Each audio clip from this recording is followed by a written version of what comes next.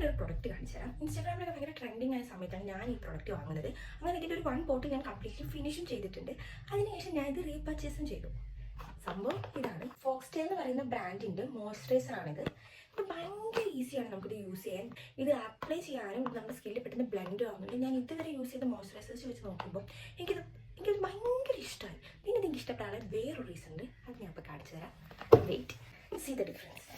ഇത് കംപ്ലീറ്റ്ലി ഉള്ള ഒരു ബോട്ടിലാണ്. ഞാൻ ഇതുവരെ യൂസ് ചെയ്തിട്ടില്ല. ഞാൻ ഇപ്പോൾ അൺബോക്സ് ചെയ്തേക്കുന്നതാണ്.